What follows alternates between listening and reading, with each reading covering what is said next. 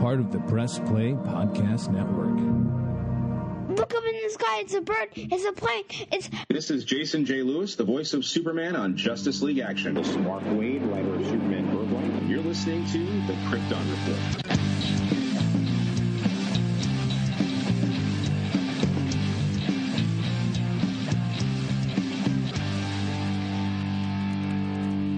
In the sky. Welcome to the Krypton Report podcast. I'm your host, Tyler, the Superman of Blue, the Man of Tomorrow, and with me is the Man of Steel himself, the Superman of Red, Mr. James Cole. What's up, man? Hey, what's up, Tyler? Man, it's good to hear from you. I feel like I haven't heard from you in a while.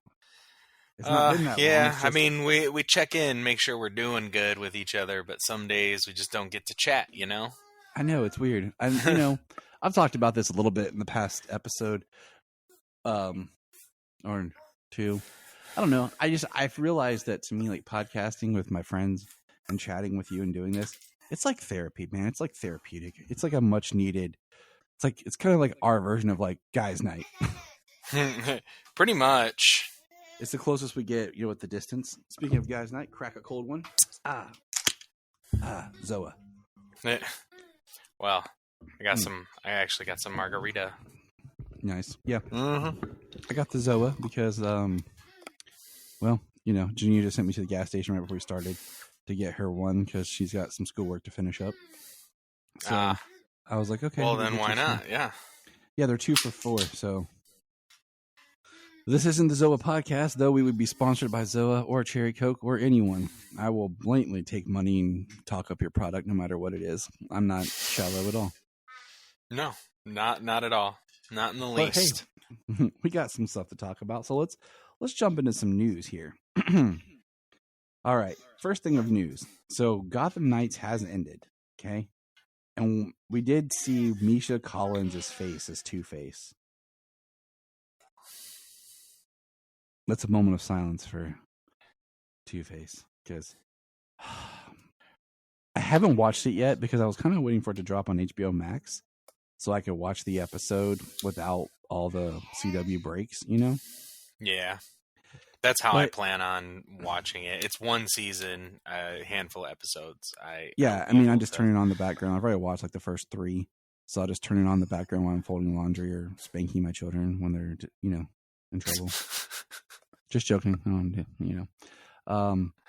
But his like Two-Face looks like Nemesis from Resident Evil's face, like half of it, like kind of what I feel like. It does look very similar to something like that. It looks like their idea was, melted flesh, I guess. Maybe a little too Freddy Krueger on one side. Maybe it looks odd. Like, I'm sorry. Like I've said this before. Love Two-Face. Favorite Batman villain. Okay. And I liked Aaron Eckhart's a lot. Just not enough of him. And now we have our third Two-Face in live action, and I still feel. Yeah. Right, even with Aaron Eckhart in The Dark Knight, that symmetry was still there. It was very like split down the middle, how his burns were. Yeah. And this one is not. It's its very own take. I definitely have to see it in action. It's not my favorite look for Two-Face. I mean, it's right up there with Tommy Lee Jones's purple face. But yeah, at least that made some sense in the context of the movie. Yeah. But so I don't know about Two-Face. We'll see. We'll watch it and we'll come back and talk about it more. We got more important things to talk about. Like, for example, The Flash. I was going to say, the only reason we're talking about that is because you're such a fan of Two-Face. Yeah, we try to cover all DC. The Flash will be released digitally on 7/18. Man, so that's fast. It not really. I mean, it's a month. It's over a month. It's a month and 2 days. So the Flash coming out's 30 days. I mean, Fast X just recently did that. Black Adam, I think, was one of the first ones to do that. That's why it felt so. Or was it? It was under 30 days, wasn't it? Black Adam was really fast. Between that and Super Pets, they both came out in like record time. I feel like Super Pets was like 3 weeks. Black Adam and Shazam are like 3 weeks. So the Flash on digital in a month makes sense. I'm surprised it's not faster, honestly. Like this week for 4th of July, they're like, drop the Flash digitally. That would be like extra fast. I mean, it's just as bad as it's doing, but yeah, so we'll we might have a watch party for that, or we might do that for our commentary next month, or this month, I mean. But speaking of the Flash, did you see this? The Flash Escape from the Midnight Circus is a new podcast drama. Did you see this? I did, yes. The first 2 parts of the podcast were released on Monday, July 10th, exclusively on Apple Podcasts, with the remaining episodes dropping weekly on each subsequent Monday. The studio says the first 4 episodes will be exclusive to Apple for a limited time before branching out to other podcast providers. Max Greenfield, a.k.a. Schmidt from New Girl, will be the Flash. I don't know if it's Barry or Wally, but just said the Flash in the press release. Yeah, I don't recall if they specified at all. I don't think they did in that teaser trailer that was released. Yeah, I've watched it a couple times because I was trying to get as much information. I'm excited. I think it's neat. I think it's supposed to be like some sort of connected material to the film I read, but we'll see how that is. The last one, the Harley Quinn one, I haven't finished. I have like 1 or 2 episodes left. The one with Christina Ricci as Harley Quinn. Okay. And then the Batman Unburied was okay. Like, it was just okay. Those were on Audible. So it just seems like these podcast dramas are kind of like modern day, almost like radio shows episodes. It's kind of neat. Yeah, it's definitely something neat. So I look forward to that. I'll be checking that out. It's like next week or the week after. Yeah, next week. Yeah. Happy 4th of July, by the way, James. Yes, happy 4th. Please don't blow off anything that you need. I don't plan on blowing up too much. It is my mom's birthday, though. Oh yeah, you can blow some stuff up. On a weird side note, I also built some really cheap makeshift shelves today to help display my Superman figures, to help space them out so you can see them better, and to build more space for new figures, because that's obviously a thing that I'm into now. I'm a man in my 30s instead of addicted to cars or drugs or women, so I'm addicted to comics and collectible toys. Right. Yeah, there are much worse things to be addicted to than comics and toys. I'm a catch. So here's some sad news, and I probably should have started with this before I come back to toys. But the body of Julian Sands has been discovered, and he is officially passed away. Julian Sands, the actor that played Jor-El in season 9 of Smallville. So it's kind of sad since it was a very tragic accident that took his life, hiking or something like that. Yeah, 65, I believe. So I just wanted to mention that. Now back to something happy.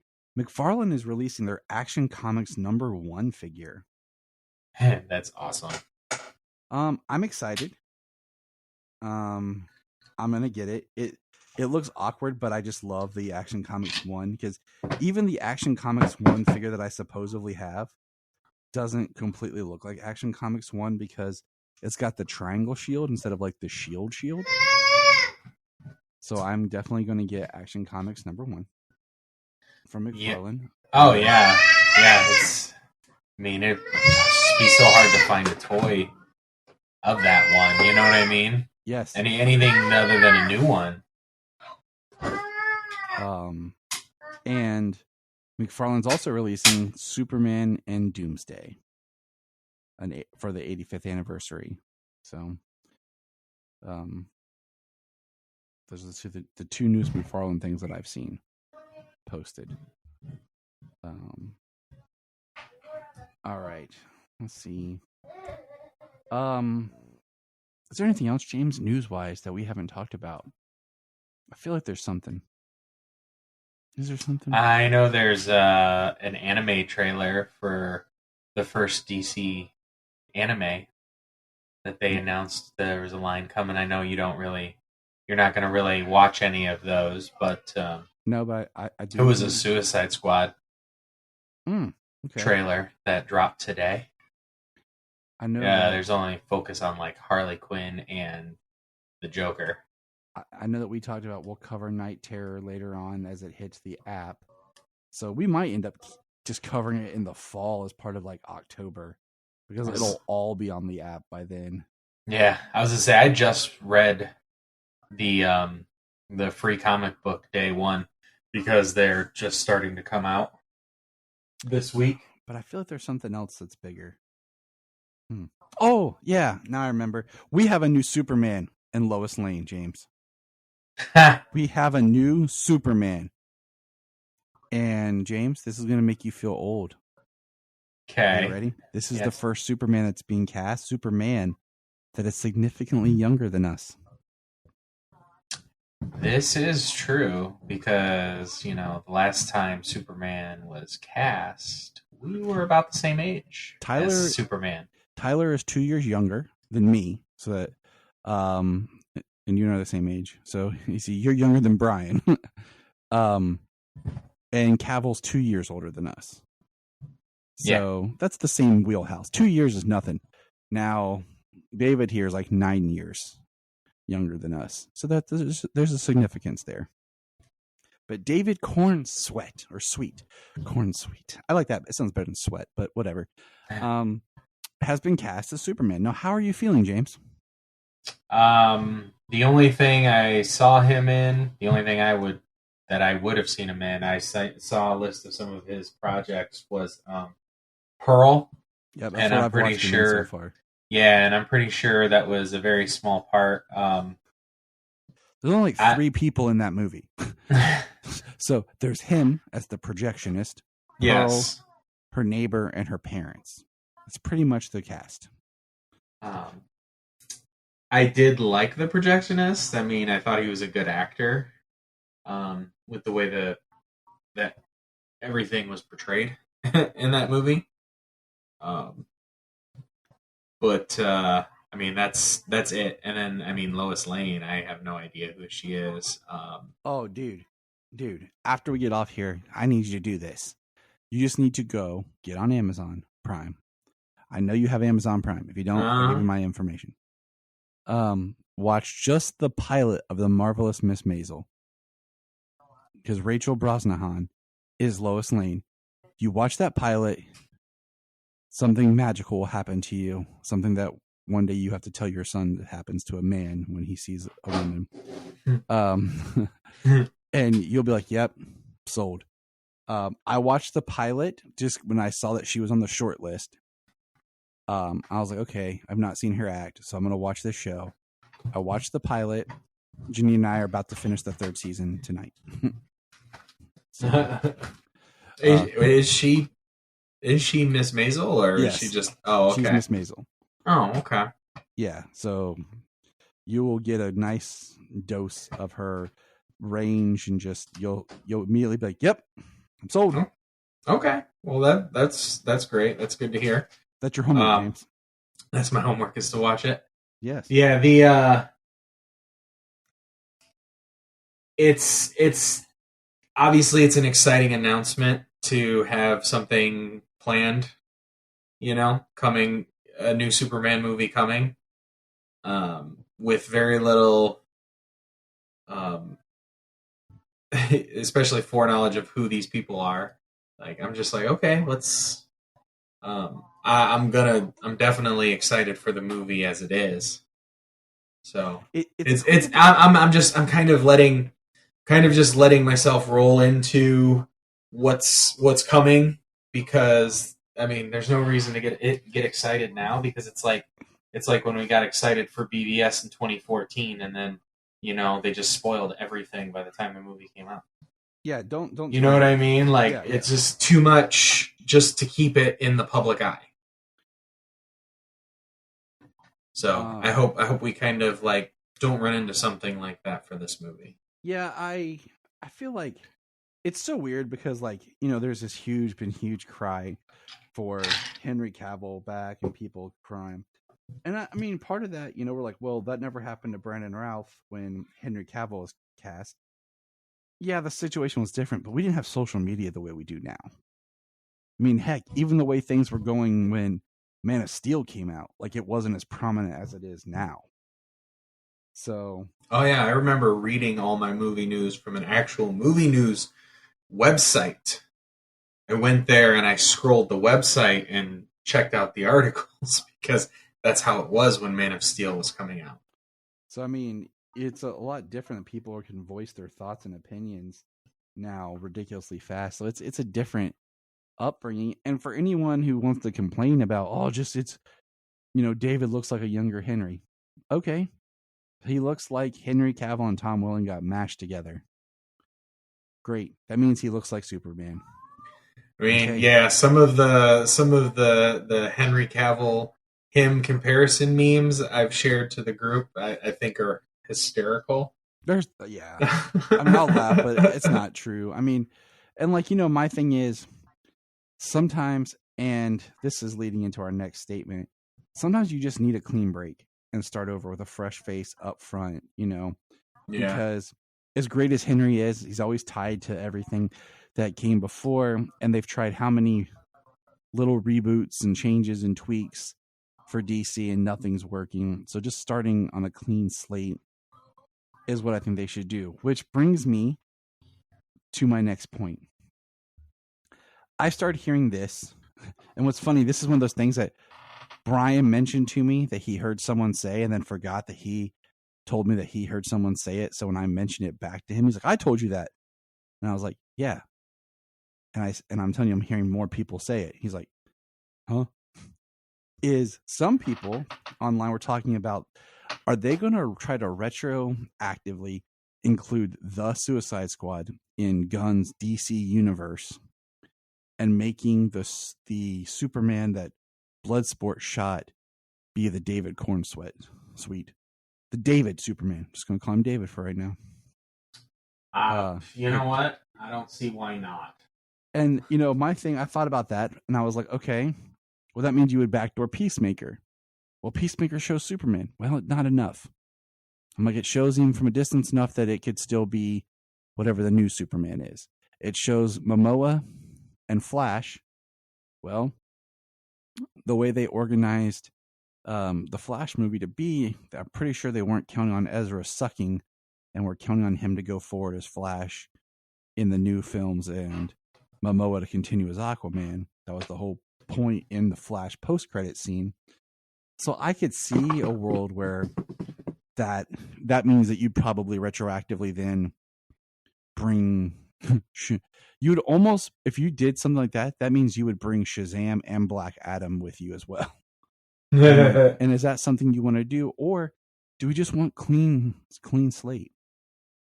Do we just want clean slate and go from there? What do you think? Yeah, I mean,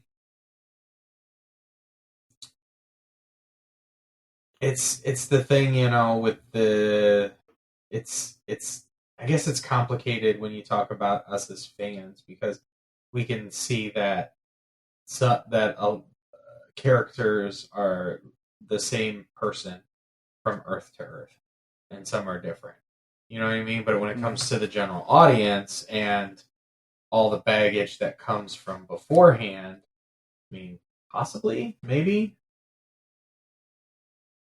you could retroactively bring them in and it still work out, but I don't know that it would be the best thing to do.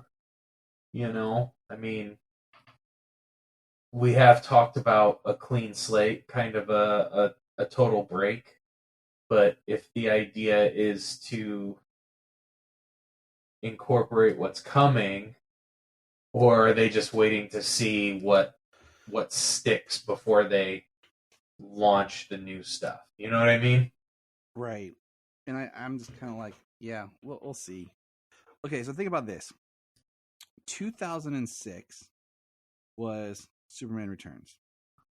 2013 was the release of Man of Steel. That's 7 years. I feel like 7 to 8 years is the sweet spot for a reboot. Okay. Less than that, you start to run into like, was it 5 years? Was Spider-Man 3 to The Amazing Spider-Man? I think that feels right. Yeah. Yeah, I think so. 07 to 2012. 2012, yeah. I feel like, and then Tom Holland. Let's see. Okay, just for comparison, Tom Holland was, or Andrew Garfield was 2014 for The Amazing Spider-Man 2, and then 2016 was Civil War. That's 2 years. Okay, that's 2 years. I think that's the fastest turnaround reboot we've ever had on film, like movies. Because 2012 to 2016 was 4 years, and that was for Batfleck. So I'm saying all this because if you look at 2007, 2025, or I'm sorry, not 2007, 2017 to 2025, that is 8 years, right? Yeah, math again. Shit. I mean, shoot. 8 years. And that would be from Henry to David if you don't count Zack Snyder's Justice League, or Black Adam's, or the Black Adam teaser. Post-credit scene. The Black Adam post-credit scene is the one that throws off the formula. But if you're just looking at theatrical releases where people, for general audience people, just looking for Superman, it kind of hits that sweet spot. So it's just worth notating. I mean, Joker to Joker, from Leto to Ledger, was 8 years. And then 16 to, because then it gets muddy when you look at 2017. Because even, okay, look at this. We look at this is where it gets funny. 2017 to 2022, 5 years for the Batman, but then Ben Affleck shows up again, so does Michael Keaton this year, so it throws it off. But whatever. Okay, we live in different times. So that's all I got for news. It's time to talk about a little show called Superman and Lois. Superman and Lois has concluded its third season, James. Can you believe we're already at the end of season 3? No, not really. It almost seems like yesterday we was just watching a super show. It seems like just yesterday we were excited because Superman was going to be on Supergirl. That was such a good time. Such a good time. And now we're done with the third season of probably the best Superman show ever made. And season 3, what a ride. I'm so happy that we have season 4. And we are going to talk about this in extreme detail. But yeah, I think so. So let me bust out my beat for beat notes, because I was taking notes like crazy. Because I was like, I can't miss this. This is the end, and we don't know when we're going to get season 4. At the earliest, I'm thinking fall of 2024. I mean, that's a little ways, you know what I mean? With the but I think strikes. fall of yeah, you got a point. I was gonna say this fall is impossible. Well, with the writer's strike going on still, and it's starting to cause pushbacks, and then they're going to recalibrate the season. I mean, even if they rushed it, it might be early, like January or February or March of 2024. Mm-hmm. That's what I'm hoping for. That's what I want to happen. And it might be another one like this season, for example. By the time episode 2 or 3 aired, they'd already wrapped.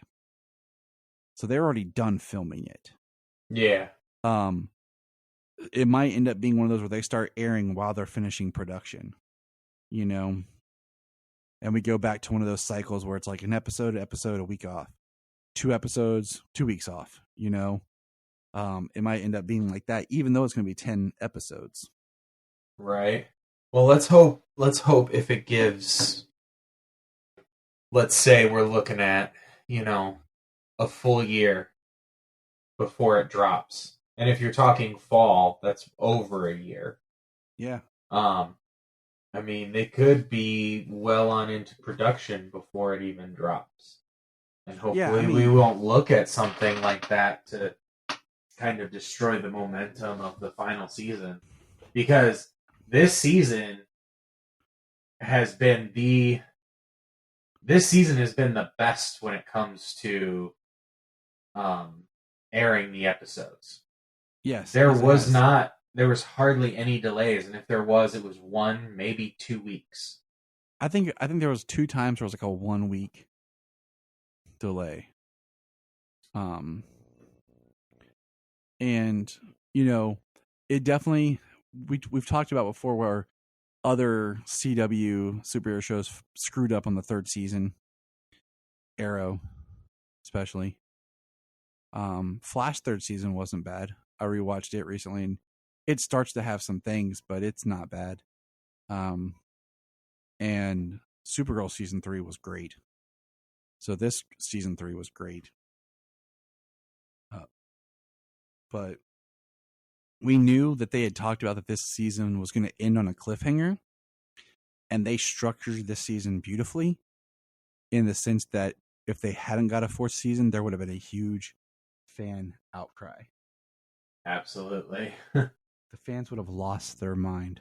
Well, with this cliffhanger, for sure.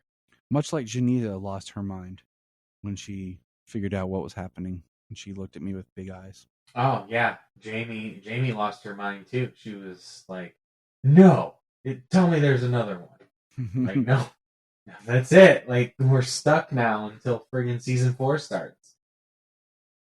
Whenever that may be. So the episode is called What Kills You Only Makes You Stronger. While Smallville prepares for a meteor shower, Kyle announces surprising news. Lex emerges from hiding and has prepared his revenge for anyone he believes has wronged him. He has also created an unstoppable weapon as the means of ultimate revenge against Superman.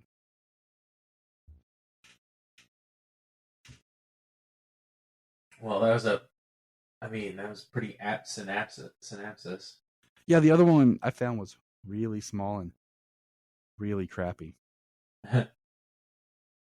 Yeah, no, I mean, it was pretty concise. I mean, that's the majority of stuff that happens. You know, just details.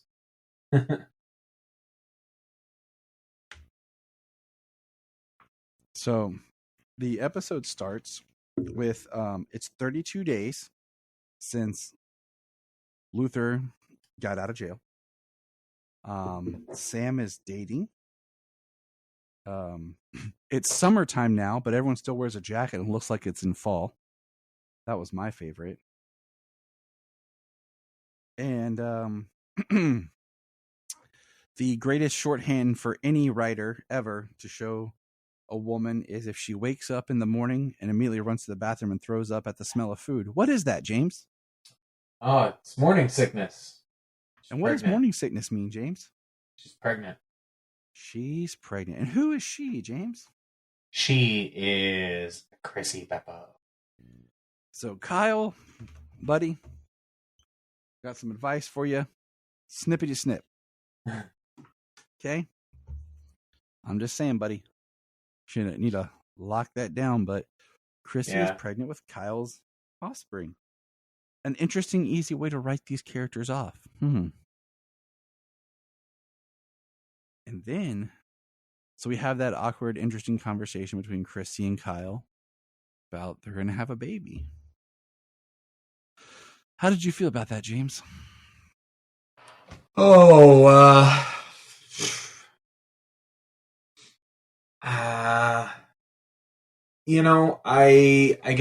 I guess since I've been like happy with the characterization, the character interactions since they've been going out, I would say that I'm happy for them. Cool. Yeah, it was okay. It wasn't something I was like, oh my god, they're pregnant. I was like, oh, great, Kyle. Whose else's life you gonna screw up? I was like, this is gonna be interesting when he tells the family, which, in my opinion, was surprisingly like happy and upbeat. Like, what are you gonna do? Okay, like you might as well just be positive and upbeat about it. You know. Well, I mean, he ended the relationship got ended.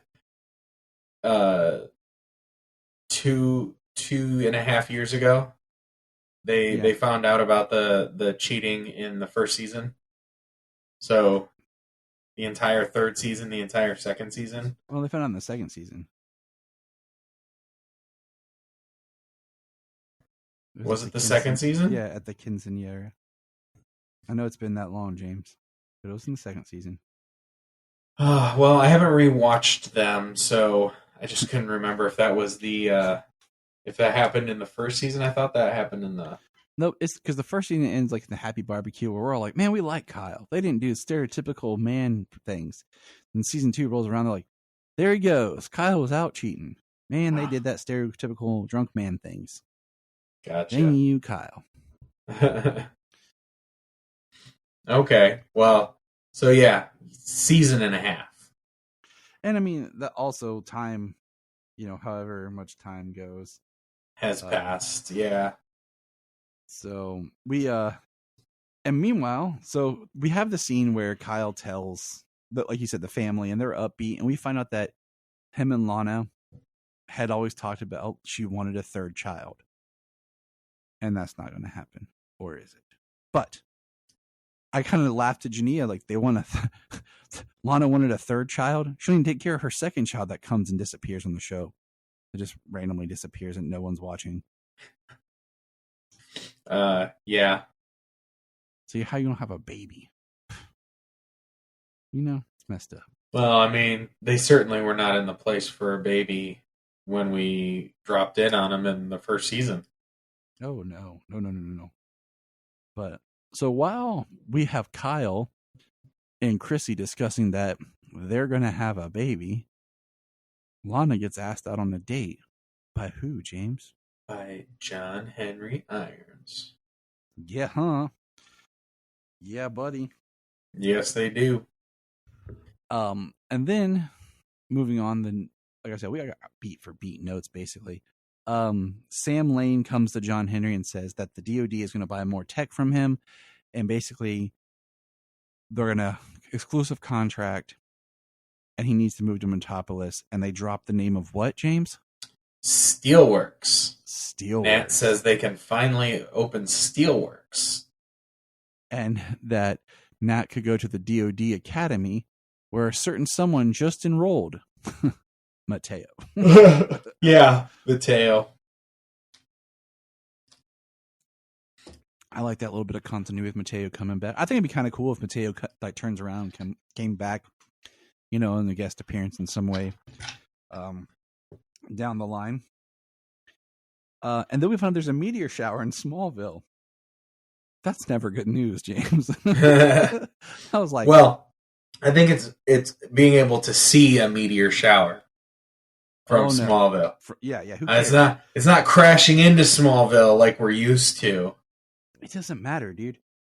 The terms meteor shower, Smallville together, not good.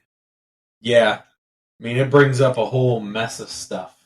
But we see that they're having it like in downtown, and like John Kent's out there setting up chairs, trying to impress the coach, and the coach is like yelling at him, and no matter what he does, the coach is not going to forgive him for him losing his football season.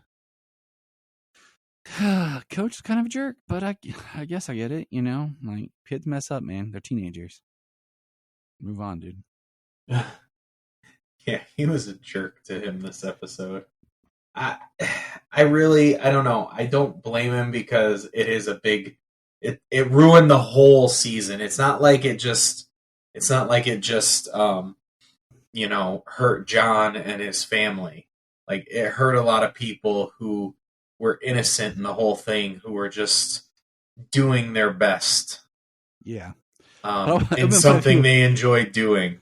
It would have been hilarious if he was like, but coach, I'm different now. I'm like a new person. That was the old me. This is the new me. Just kind of like a meta joke. Like, we get it, dude. Right. We get it. Yes, it's me. Get over it. Move on.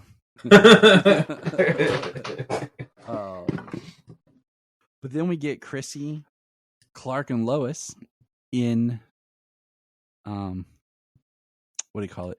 The paper. And they're all wearing like black and green combos. I thought that was interesting. But, you know, she tells him she's pregnant. And then Clark hears that Judge Regan has been murdered. The judge who put Luther away. Who was also earlier in the season the one that was going to kill herself that Lois talked off the ledge. Oh, okay. The one who they did say that Bruno had been blackmailing her. Yes. So, now we'll pause for a second here. No, wait. I'll ask this question a little bit. I'll hold my thoughts. We do see the Daily Planet and the globe on the Daily Planet while they go to Metropolis. One of my favorite lines is, so I think I missed a beat in my notes because it was getting intense, but Clark and Lois spend their first time as a married couple's intimacy together since the incident. Since her surgery. Yes. And they don't just enjoy the farm. No, he flies her to a special place in Italy. It's a villa. Tall's Villa. And they have a beautiful moment together. A lot of beautiful moments in this episode. And then I bring that up because they come back and Lois and Clark tell the boys, they're at dinner, that they want to take a family trip to Italy for the summer. And they're like, what? And they mention Uncle Tal's villa. Yeah. And they said, you're trying to bribe us. It's working. Clark talks about getting matching t-shirts. Oh my God, Clark is such a dork. I love Tyler's Clark. He's such a dork. He's such a dork. Such a nerd. It's my favorite Clark. And the line after, Dad, don't go all Griswold on us. Yes. Yeah, you can't. You're not going to go full Griswold. I missed it because the kids and Gina's like, back it up. You have to hear what he says. And I like back it up like, yes. And so we have that set up. Okay. And I think that's cool. You have Jordan who basically don't want him to use his powers. And Sam tells to Clark that anger that he has, don't let it last. Work with him because it's only going to get worse if he just has him repress it. And they tell Jordan that he can use his powers to help fly to Italy. And then John, and Lois step outside while Clark talks with Jordan about this stuff with Sarah. Has a little father-son conversation. And he basically tells him to make up, fix it. And Jordan goes over and talks to Sarah and tries to work on it. And I'm proud of him. I wanted to high five him. Yeah. It's tough. They didn't like promised to try and be friends, but they at least tried to smooth things over so they could at least be friendly. I'm going to give this piece of advice, okay? This is now, I'm putting my dad hat on here, okay? If you date a woman that you claim that you love, and then you break up and say, let's be friends, you need time. You need to stay away from each other. You got to heal from the love, okay? You need to back up because you're going to have mixed emotion. You can't just all of a sudden drop it and go into friendship mode or be comfortable seeing other people around them. You need to separate and then bridge back together later on. I'm saying that as someone who's experienced things in life, but as a dad who will one day probably have to depart this wisdom on my son upstairs or my daughter. You can't just go straight into friendship. It doesn't work. And that was their problem, was Sarah just tried to play off, oh, we're just friends now. We're friends. Friends. And you can't do that to him. It's not fair. It's not right for either of you. You got to have time. You know, him being gone over the summer, good example of time to come back and then repair the friendship and heal. Okay? Taking the dad hat off, putting the Superman Krypton Report hat back on. Okay. So. Speaking of dads, though, Clark, again, like the writing so good. Just the way he is able to talk with them, being extremely serious, but also, you know, with a little brevity, getting the point across, being able to discuss it and teach a lesson. Yeah. About Jordan using his powers. I can use my powers to do this, but I can't use my powers to save people. And then, you know, if you're doing it for fame and pictures and stuff, like, you know, that stuff is just going to come. But why you're doing it is the important part. It's kind of like I have this love-hate with people who do good deeds, but make sure that they're filmed and it's posted online to go viral. It's like, are you really doing the good deed because it needs to be done? Or are you just doing to get the attention that people give you because you did a good deed? Right. But it is also, I mean, that's a fine line you walk. You know what I mean? Because it's important that those good deeds are seen by as many people as possible. So that and I think that's where it comes want interesting. to reciprocate, but also it's like, why are you doing it? If it's someone else, it should still be done. Like if it's someone else recording it and reporting it and publishing it, is one thing. Right. But when it's like you, like, hey man, film me doing this, I can put it on my channel. That's when I get a little iffy about things. But you were talking about, speaking of dads. So the girl that Sam's dating, who I discovered the actress is the original Sue Storm, not Jessica Alba, people. Sue Storm from the Fantastic Four movie that was shelved by Roger Corman and never to be released, is here. And she's getting a little hot and heavy with Sam. She pulls him off into the alley, making out, takes his phone. And then all of a sudden people show up in a van and take Sam. I felt bad for him. Finally gets out there and starts dating. It also shows that, one, her power, because he would have run background checks. You know, he would have run a background check on any woman he was going to date. And for it to pass DOD clearance in his mind, for him to date, something's up. But Sam is taken. His phone is left behind. I did like, okay, how did you feel about him introducing Natalie as his granddaughter?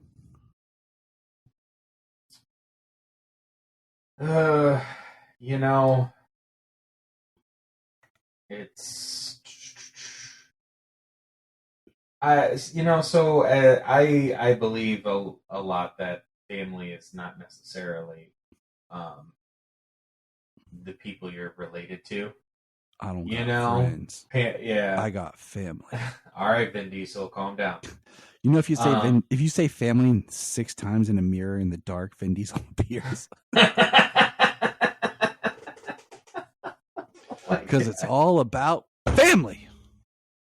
And family is definitely about those closest to you and who you care about and who cares about you.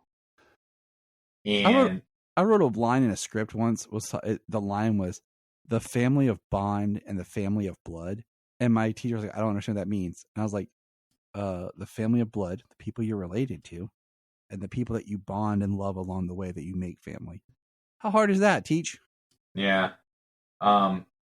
Because, I mean, for a lot of people and for a lot of people, a lot of their family, the people they see most often is people they've bonded with. Yeah. It's true. We speak truth, okay? James's family. If James needs something, I'd be there. We've done the blood rituals. We've sacrificed cats together. You know, we've checked the boxes, man. You know, the candlelight ceremony, all that fun stuff. Oh yeah, yep. cut and bled, and you know. Then shook hands like Arnold Schwarzenegger and Carl Weathers. Yeah, it wasn't as epic, but you get the idea. Exactly. Yeah. It went more like Randall and Dante, but whatever. So poor Sam is taken. And James is absolutely correct about the people that you meet along the way. And it's important in life. You know, I try to tell that to my kids, like, family's important, but family doesn't always mean the people that you're born into. It's a lesson to learn. I wondered if she was Yeah, it's a hard lesson to learn because, you know, sometimes you're forced to learn that lesson. Amen. You know, I wondered if she was Lillian. So those who aren't, I mean, that's great. Yeah. I thought, is she Lillian? You know? But I don't think so. I don't think so. I don't think they ever gave her a name. Yeah, sorry. I thought I hit mute, but maybe I missed it. I apologize. No, her name was Gretchen. Okay, I must have missed it. Yeah. So that's what's happening to Sam. And then 33 days ago, James. This is where the episode does a nice twist. And I thought about this, okay? Would I have liked to have seen this? Or would I have liked the reveal, then cut back to this? I don't know. I thought about it. But 33 days ago, what happened 33 days ago, James? That is the day that Luther got picked up by Otis and left the farm and went and found Bizarro in Bruno Mannheim's tunnels, where we find out that Bizarro just ripped off Otis's ear. Yes. Didn't kill him like it kind of sounded like maybe he did. Yeah. Because I was wondering how Otis dies and Luther lives with Bizarro. You know what I mean? Exactly. I was like, this is like Dawn of the Dead. So I mean, yeah, it pretty much was. So we see Luther, he uses some sort of weird like crypto gun like thing to start killing. Well, I think it's XK. That's okay. I think so too. That's what I thought too. And it makes me want to go back and watch season 2 about how the XK was working with him. Excuse me. Yeah, because it was the XK that weakened him, right? I thought so. Like, because the XK worked different on him. Yeah, I thought it was his weakness. And we see basically Luther kill him and he comes back to life. Kills him, comes back to life. Guns, different kinds of axes, torture. They hang him up with chains. And So the interesting thing was, yeah, he after he kills him, they hang him up with chains, and then he asks him, like, let me kill you so you can be stronger. And I mean, the interesting thing being is like, why would Bizarro do this?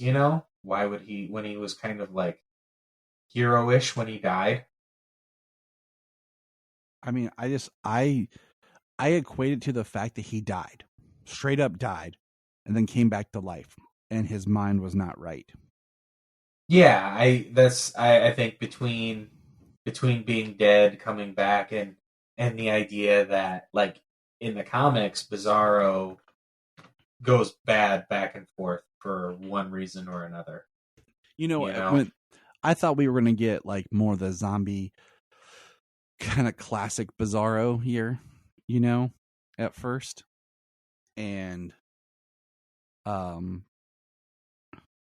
it just, he keeps getting tortured and, killed. And like Jania points out, like, that's Lex's power of getting inside your mind and breaking your psyche. Right. But he keeps killing him and bringing him back. And what happens? What does he become? Well, he turns into Doomsday. He turns into a version of Doomsday. Right. With like XK spikes and stuff. Jania looks over me and she goes, "Are they making him Doomsday?" Like, her eyes got huge. And was just like, and then looked back like, oh my God. And we see them feed him an entire cow, but we don't see like what happens to the cow, or like he's just in the train car underground. And we see that they take the ELT from Sam. Now I figure Sam's dead. I'm pretty much feeling Sam's dead. That's how they're gonna like get him off the show, is they killed him here. If we don't see it like when the show comes back, I'm pretty sure Sam's gonna get killed in this event. So what we have is Luthor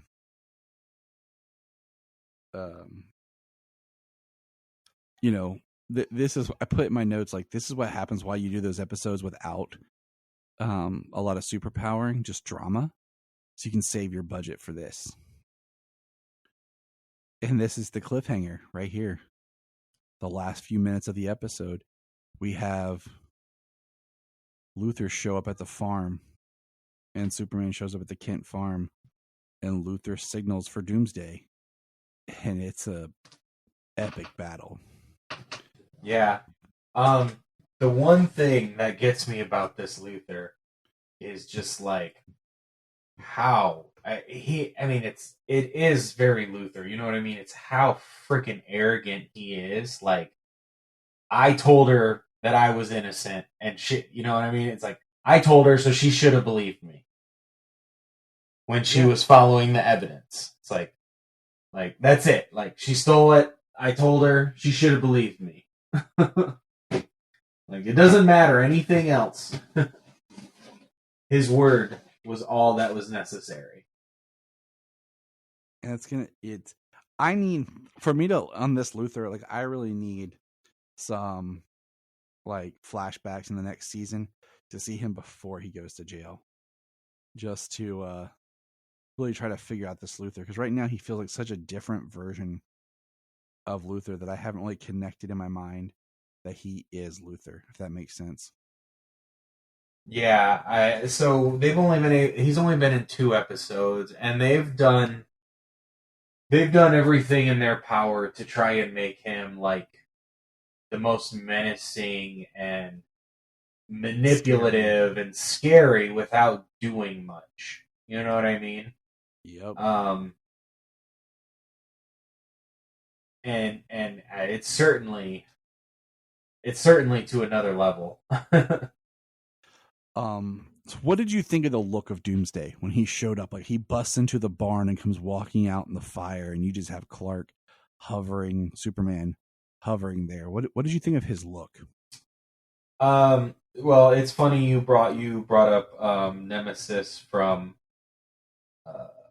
for Two-Face earlier, because I think he looked very much like a tyrant from Resident Evil. Like with the different size arms, like being asymmetrical, not being built the same, and I thought it was kind of cool how he still had the Bizarro S on him. Yeah.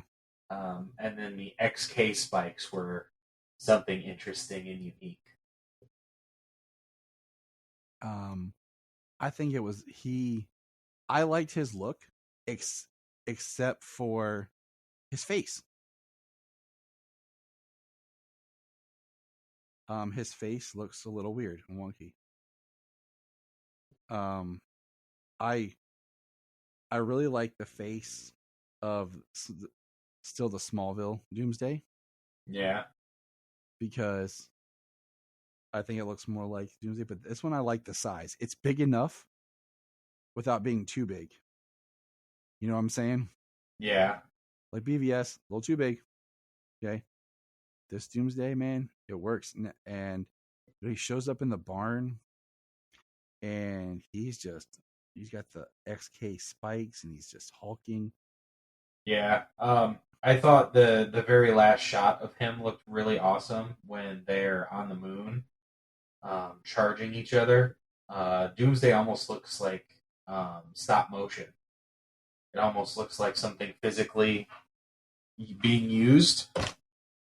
So I thought the effects were pretty good. I mean, like you said, his face, it does have a CG look to it, the way he roars and the way his like face elongates and stuff. But other than that, it was really cool. I thought it was a really cool looking Doomsday. Well, we have the scene where Superman gets thrown into downtown Metropolis and then Doomsday lands, and you see the crowd reacting. Oh yeah, we also Kyle proposed to Chrissy. They're getting married. Who cares? Superman pops up and tells John and John Henry no. And Jania looks at me at this scene. She goes, there is so much communicated between Clark looking at Lois and Lois looking at Clark. And you just see the fire coming out of Doomsday's mouth slowly. And he goes flying with him. I look at Jania and I'm like, this is where I would say, Jordan, to the fortress, Phantom Zone projector, go. I'm like, go get it, go now. You know. But dude, they're just Doomsday is plummeting him, beating him, throwing him. Also, they fly to Metropolis because we're still operating in that. How far away is Metropolis from Smallville territory? Because, it seems like it's closer and closer each season. Well, this Doomsday can fly. That's what I'm saying. This Doomsday is the scariest, most powerful. Okay, now follow me here. Doomsday in the comics, they cloned Doomsday, they killed him, they cloned him again. Okay, cloned Doomsday, killed him, cloned him again. That's how he was able to. Every time they'd kill him, they'd bring him back and they would torture him. They'd mess with the genetics and they kept doing it. So it tore up his psyche and everything. And that's kind of the Krypton version of Doomsday. Okay. BVS was General Zod's dead corpse brought back to life with the Kryptonian deformity, making him Doomsday. Okay. This Doomsday and Smallville's Doomsday, we actually see him die and then resurrect and not be able to die again that way.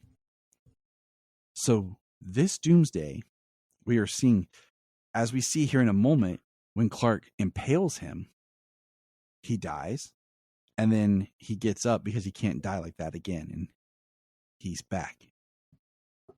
You think about them, what they were trying to do with Bizarro's blood. Regeneration, right? Superman's healing, using Bizarro, pseudoscience, whatever, Mankind him to fix cancer cells, which is regenerating cells. So he is healing himself. So is there a way, James, to stop this Doomsday? Because what is, after Doomsday kills Superman, what's Lex going to do? What's the that's plan? That's always the concern. Like, what is the plan?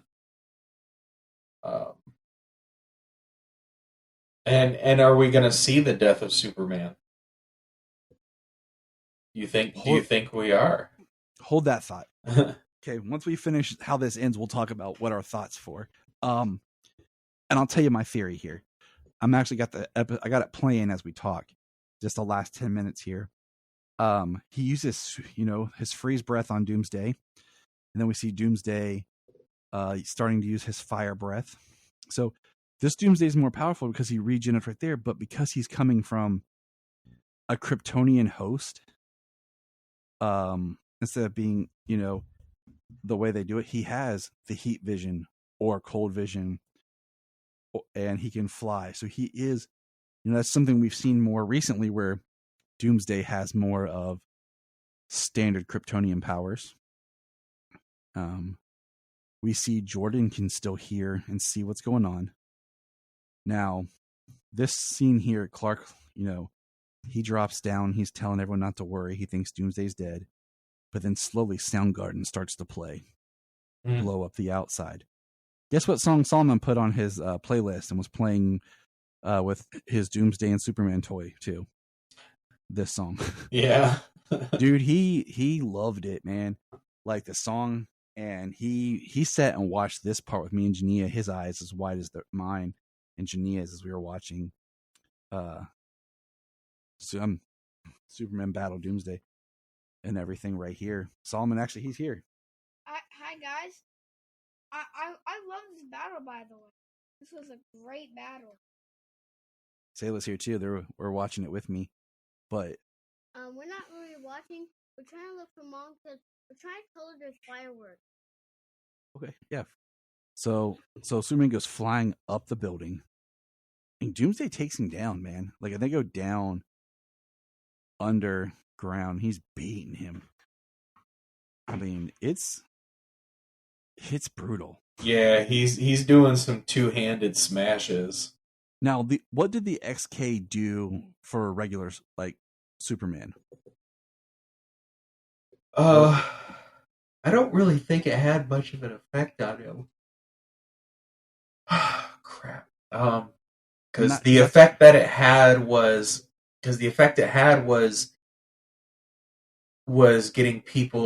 helping people to get powers, be eradicated. Because my thought was, Doomsday here has XK in him, so what does that do? And how Doomsday sparks the gas on the subway, as they're fighting, just looks awesome. That was pretty sweet. I'm gonna say this is the best Superman versus Doomsday battle. Okay, BVS is good, it's really good, but you also have Wonder Woman and Batman in there too. But just Superman versus Doomsday, like live action, this is the best. Smallville, you're the worst. Okay. Yeah, that is 100% accurate. With Smallville being the worst. I like this shot right here of his suit because you actually see the symbol on his chest this season is 3D. With Doomsday like beating his chest, and then the kid on the street wearing the Superman t-shirt, seeing Superman getting beat by Doomsday, man. As Doomsday just flies up, takes him into the sky, and we have Clark. Like, I love this scene right here. Jordan says, I can't hear him breathing anymore. I'm very surprised we didn't get more of a scene of like John Henry, like in his Wesley Snipes Blade shirt, getting his suit and going up there, or Jordan ready to go. But them going in space and Clark just like thinking about the boys, Lois. The theme of this season being like facing death. You know what I'm saying? This whole season's been about Lois facing death. And now it's Clark facing death. It ends in like a strange bookend, and just him not accepting that he's going to be beat. Making that fist and then breaking free, and just it's so good, man. Yes, it's been a very, very well done episode. The fly punch behind shot, and now they're on the moon. Yeah, that was awesome. Sending him flying to the moon. And at this point, Doomsday pulls out a couple of his XK spikes, and they lock eyes and charge at one another. And like this whole time, I'm thinking to myself, like, I know it's not going to end the way we think it is, because they said it ends on a cliffhanger. So I'm like, I'm like, it's not going to end the way we think. And they just go flying at each other. And this shot of them like approaching each other is now my computer back screen. Is it? Yeah, Doomsday flying towards Superman, him flying, and then just Superman and Lois. And I was just like, oh, Solomon's like, what's the next episode? I'm like, that's it, bud. He's like, what? I'm like, that's it, man. That's the episode for now. Like until season 4. Like that's a cliffhanger. Now. like you know what? That's how we grew up watching TV. Was cliffhanger, season finales, and we didn't even get the shows come back. Could you imagine if it was not renewed and that's how they ended the series? The internet I would be. Fandom would destroy. Fandom would destroy DC. Now your question was, do we think they'll do the death of Superman? I could see them doing two things. One, the next episode picks up right where this lives off, or we pick up at a point. Maybe Clark is dead, and we pick up like at like his funeral or the day after or something, and then the battle's told through flashbacks of different people as they watched. And then maybe we do half of next season with Clark being dead, and then he comes back. I don't know about half the season. I am curious. It's only 10 episodes, so like 4 or 5 episodes. Well, we have John Henry. We have a version of Superboy. But we know that John Henry's going to be a guest star. You know what I'm saying? So I'm wondering if he'll destroy Doomsday, but he'll be like beat up bad. And it'll be about Jordan like taking up the mantle of Superboy and like really putting himself out there. So, I mean, I think there's ways to do it. Or you could start and just have a huge battle as the next episode begins, and it's Jordan gets up there, John Henry gets up there, Nat gets up there, Tal comes out of nowhere, all of a sudden Kara shows up. We find out she comes from the Legion with Mon-El, and they're all like fighting Doomsday.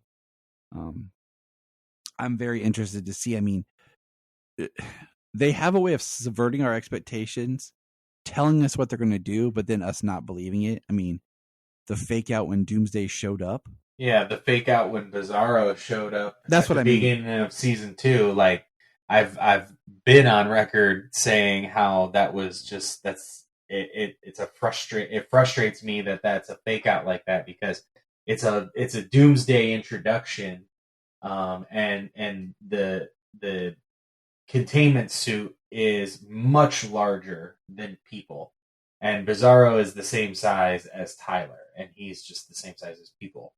But that containment suit is huge, like Doomsday should be. So it was very it's a tricky scene. It was a tricky scene, but now, I mean, maybe if it was planned, they're like, oh well, it's a foreshadow because he is going to be Doomsday one day.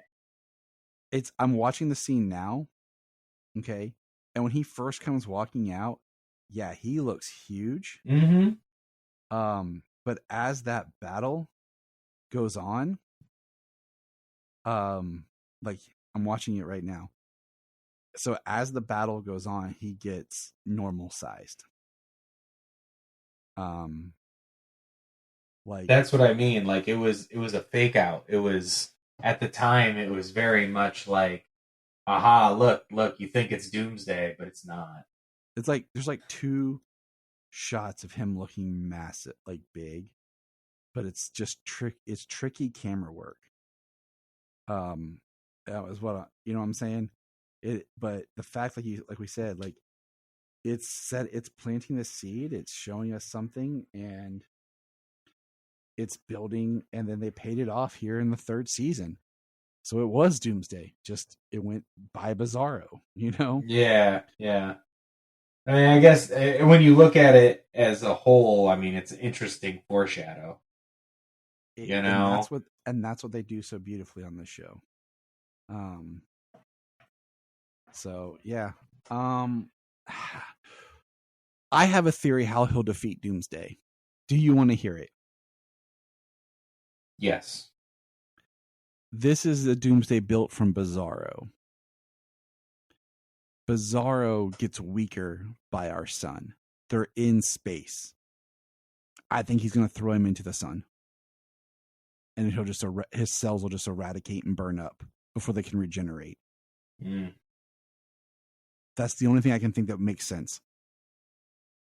Because they've shown us he can't like break his neck, like we've seen and everything, like in the animated film and stuff. And the fact that it's coming from Bizarro, I feel like because Bizarro is the reverse on things, that's the only thing that would really be able to destroy him and eradicate him. Yeah. Or they put him in the Phantom Zone. I guess that's the only 2 options, really. Because the only ways they've been able to defeat Doomsday post killing him is sending him to the end of time, so that way he's destroyed by entropy, and containing him by having him consistently split between multiple transporters, so he's never whole. So, and I feel like my theory just works better with the show. So, I don't know. Or they just send him to Earth too, the square Earth, and just let him ravish that Earth. Tauro just comes and gets him, throws him back, like, go! Or, Cisco shows up, and they're like, who are you? He's like, I'm Cisco. And sends him to Earth X, the dead Earth. Or, not Earth X, what was it? I don't know, whatever was the dead Earth, they sent the gas in the Flash. That's where they put him. He just is on a planet by himself, just beating the planet. But no, I feel like it's gonna be something like that, like throwing him into the sun. So, but all I know is that's a cliffhanger. It's exciting. I'm looking forward to season 4. I know Solomon is. I am. So, we'll probably mull over this idea more and more as things go on. But any other final thoughts, James? Not really. I mean, I think we covered it pretty heavily. It was great. Yeah, it was a really good finale. I'm really interested in how they plan on going about it. Are they going to do the death of Superman? I'm more interested in certainly what's to come. Leaving it on a cliffhanger, the story's not done. The episode was a great episode. They really do give you kind of a setup. He has a lot of reconciliation with his family in this episode. Him and Lois get intimate together, something she's been very scared of, especially since her surgery. So there's a lot of familial ties cinched in this episode, and then it's like leave you on a cliffhanger. Is he gonna die or not at the hands of Doomsday? And I hope they don't do a death of Superman. Like, honestly, I feel like we've got that, in the film, but I feel like this, if you are going to do the death of Superman, this is where you do it, because I feel the stakes are much higher and deeper with this Superman than, in Man of Steel and BVS. Yeah. But how do you stop this Doomsday if he kills Superman? And then it has to be something where he throws him into the sun, and then he collapses and dies, kind of thing. Yeah.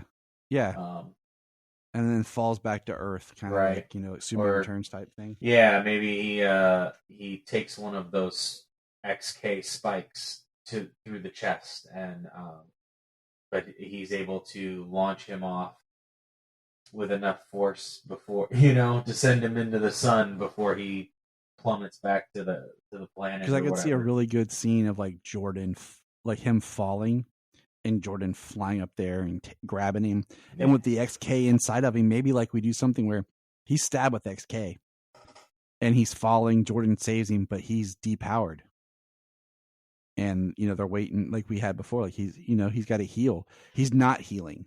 You know what I'm saying?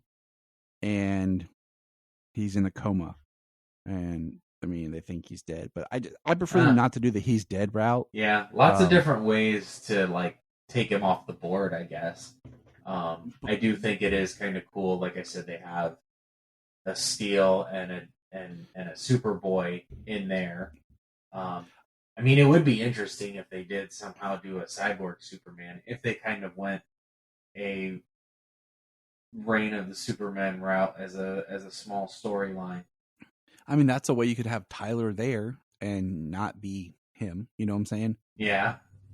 I definitely would like in season 4 John Henry to get the S on his suit and some tweaks to his Steel suit.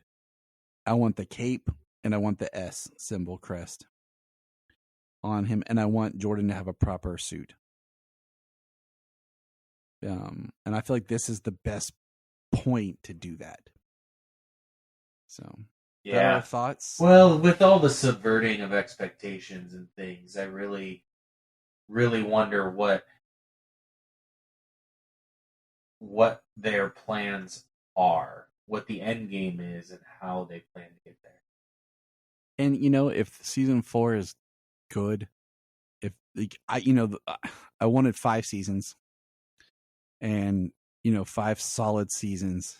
If we get 4 really good, really great seasons, because my working theory has always been that the show will end before Superman Legacy, so you really have this new breath of DC.